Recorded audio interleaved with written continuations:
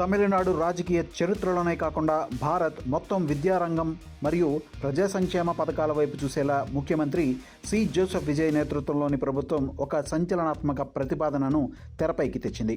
రాష్ట్రంలోని ప్రభుత్వ పాఠశాలల్లో చదువుతున్న లక్షలాది మంది విద్యార్థులకు మరింత పోషకాహారాన్ని అందించేందుకు, వారి శారీరక మరియు మానసిక ఎదుగుదలకు తోడ్పడేలా వారానికి ఒకరోజు చికెన్ బిర్యానీని మధ్యాహ్న భోజనంలో భాగం చేయాలని ఆలోచిస్తుంది.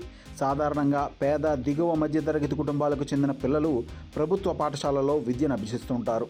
వారికి కేవలం పుస్తకాల జ్ఞానమే కాకుండా శరీరానికి అవసరమైన విటమిన్లు, ప్రోటీన్లు సమృద్ధిగా అందాలనే ఆలోచనతో ఈ ప్రతిపాదన రూపొందించబడింది.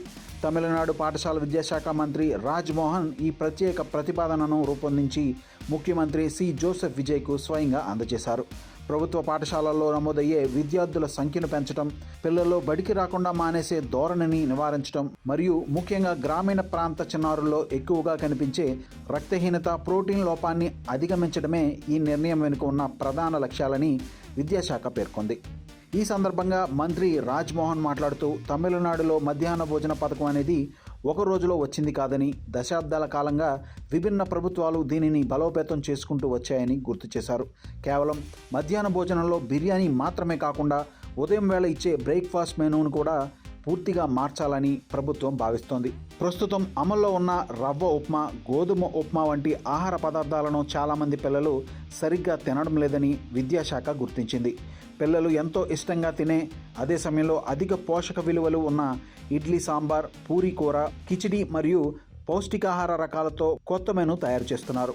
ముఖ్యమంత్రి విజయ్ ఇప్పటికే స్వయంగా పలు జిల్లాల్లోని ప్రభుత్వ పాఠశాలలను ఆకస్మికంగా తనిఖీ చేశారు.